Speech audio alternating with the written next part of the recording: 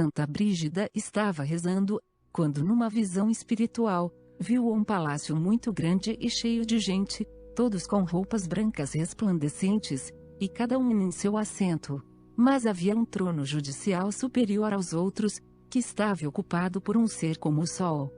Dele saía uma prodigiosa luz, e o resplendor era de dimensões notáveis na longitude, latitude e profundidade.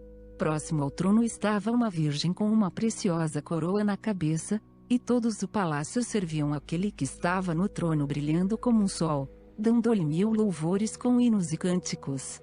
Ouviu-se depois o som de uma trombeta e todos ficaram em silêncio, e uma voz disse: Calai e ouvi todos vocês, anjos, almas e demônios, vai falar a Mãe de Deus.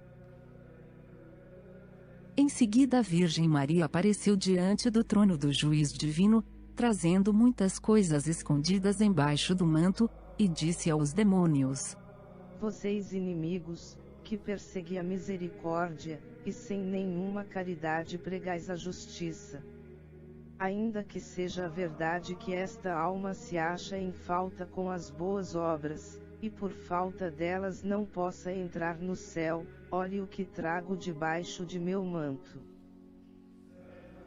E levantando um painel por ambos lados, via-se uma pequena igreja e nela alguns religiosos, e pelo outro lado viam-se homens e mulheres, amigos de Deus, e todos rezavam a uma só voz, dizendo: Senhor, tenha misericórdia dessa alma. Reinou um grande silêncio e Nossa Senhora disse: A Sagrada Escritura diz que aquele que tem uma verdadeira fé pode mudar os montes de um lugar para outro. O que não pode fazer então os clamores e súplicas, de todos aqueles que têm fé e servem a Deus com fervoroso amor. O que não podem alcançar os amigos de Deus, que rogam e pedem por esta alma, para que fosse afastada do inferno e conseguisse o céu, e bem mais ainda quando por suas boas obras não procuraram outra vantagem que os bens celestes, para aquele que necessitava. Por acaso, não podem as lágrimas e as orações de todos os bem-aventurados ajudar a levantar esta alma, para que antes de sua morte tenha uma verdadeira contrição com o amor de Deus? Eu também unirei os meus rogos às orações de todos os santos que estão no céu, a quem esta pessoa honrava com particular veneração. E a vós, demônios, os mando da parte do juiz divino e de seu poder, que preste atenção à justiça ao que estão vendo agora. E todos responderam numa só voz: Vemos que no mundo as lágrimas e o arrependimento aplacam a ira de Deus. Assim os pedidos que são feitos o inclinam à misericórdia com amor.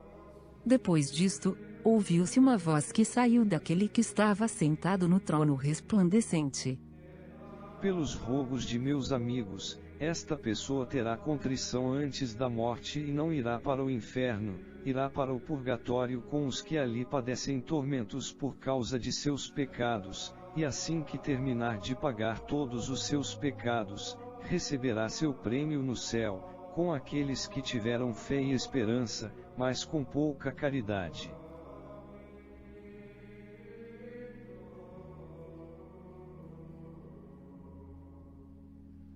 Depois, Santa Brígida viu que foi aberto um abismo profundo tenebroso, no qual havia um forno imenso incandescente, e no meio daquele fogo sobrenatural estavam os demônios, e as almas vivas, que se abrasavam ardendo num calor insuportável e impiedoso.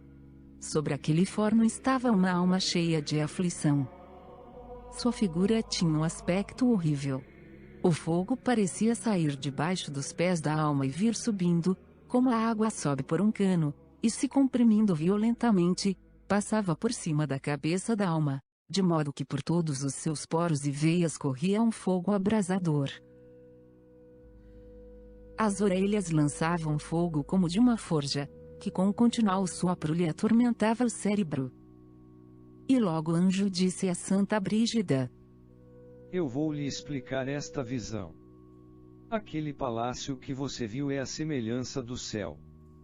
A multidão que estava nos assentos e tronos com veste branca e resplandecentes são os anjos e as almas dos santos. O sol que estava no trono mais alto é Jesus Cristo na sua divindade. A mulher é a Virgem Mãe de Deus. O forno incandescente é o inferno, que permanece ardendo com suas terríveis chamas em toda a pujança, e tão violentas elas são, que se o mundo com tudo o que tem se incendiasse, ainda não podia se comparar com a veemência e o horror daquele fogo. No inferno ouvem-se diversas vozes, todas contra Deus, e todas principiam e acabam com um ai, um grito de horror, de angústia e de sofrimento. E as almas parecem pessoas, cujos membros se estendem e são atormentados pelos demônios, sem descanso algum. Por outro lado, as almas que estão a se abrasar no fogo que arde na fornalha das trevas eternas, não têm todas as mesmas penas. Tudo é determinado pela justiça divina pela quantidade e imensidão dos pecados de cada uma. Aquele tenebroso lugar que viste ao redor do imenso forno é o limbo, que participa das trevas do forno, mas não de suas penas, e ambos são lugares do inferno, e os que ali entram, nunca alcançarão a vista de Deus.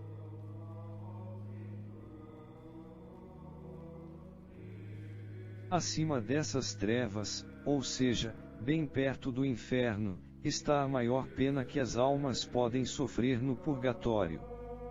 E para além deste lugar, na outra extremidade, há outro lugar, onde se sofre a pena menor do purgatório, que somente consiste em faltas menores, de pecados veniais e outras coisas semelhantes.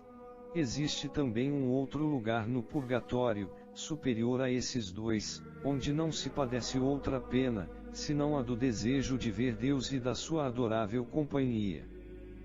Nesta purificação espiritual, a alma sente uma indomável vontade de ver e de se aproximar de Deus, mas sente que não consegue enquanto não concluir a sua sentença. Em primeiro lugar, a alma é colocada sobre as trevas do inferno, onde ela sofre a maior pena do purgatório, conforme viste padecer aquela alma. Ali há vermes peçonhentos e animais selvagens, há calor e frio. Existe confusão e trevas vindas das penas do inferno, e umas almas têm ali maiores penas e tormentos que outras, conforme fizeram maior ou menor reparação dos seus próprios pecados, até quando as suas almas deixaram os seus corpos.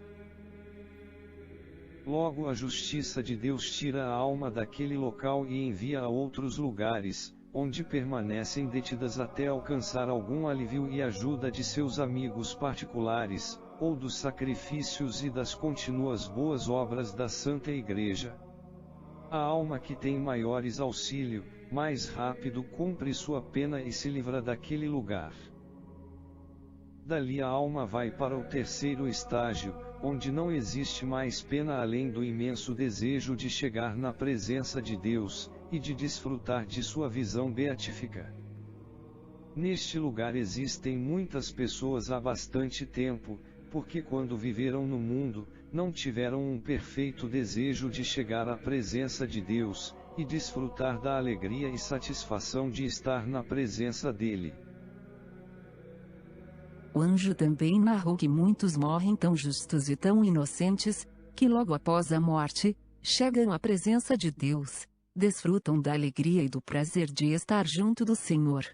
Outros morrem, depois de reparar todos os seus pecados no mundo, de modo que suas almas não recebem nenhuma pena ou castigo. Mas são poucos os que não vão ao lugar aonde se padece o castigo do desejo de encontrar Deus, de matar a saudade de Deus. As almas que estão nestes três lugares, participam das orações e boas obras da Santa Igreja, que se faz no mundo, principalmente daquelas que elas fizeram enquanto viveram, e das que seus amigos fazem por elas depois da morte. Dessa forma, como os pecados são diferentes e de muitas classes, assim também as penas são diferentes, significa dizer que no purgatório existe um local certo para cada alma pagar sua dívida com a justiça de Deus. Assim, todas as orações, sacrifícios e santas missas que forem celebradas em sufrágio das almas, são providências preciosas, e elas lucram e participam de tudo que por elas se faz no mundo. Prosseguiu o anjo. Seja bendito de Deus todo aquele que no mundo ajuda as almas com suas orações, e com os seus sacrifícios. A justiça de Deus diz, que as almas que vão se purificar depois da morte com a pena do purgatório, podem ser ajudadas com as boas obras de seus amigos e da igreja, para que saiam mais cedo. Aquela alma que viste e ouviste a sentença, está na pena mais grave do purgatório. Isto foi ordenado por Deus, porque ela se vangloriava muito com as coisas do mundo e de seu corpo, mas das espirituais e de sua alma não fazia caso, porque não se lembrava do muito que devia a Deus e o desprezava. Por isso sua alma padece no ardor do fogo e treme de frio.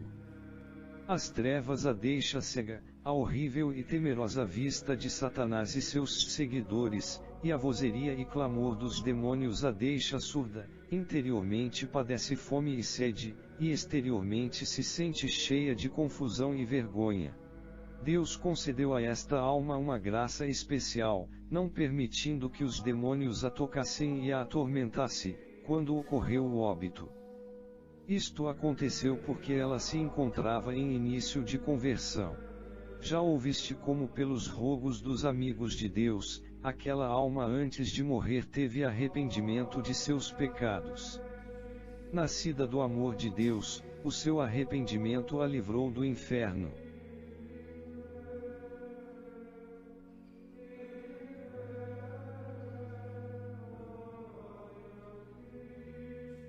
Santa Brígida estava rezando por um sacerdote idoso ermitão, seu amigo, que acabava de morrer, e tinha tido uma vida exemplar, cheia de grandes virtudes, e já estava num caixão na igreja pronto para ser sepultado. Então lhe apareceu a Santa Virgem Maria, e lhe disse: Saiba, minha filha, que a alma deste ermitão seu amigo, teria entrado no céu no momento em que deixou o seu corpo, mas no instante de sua morte, ele não teve o desejo de se apresentar à presença de Deus e de ver o Senhor.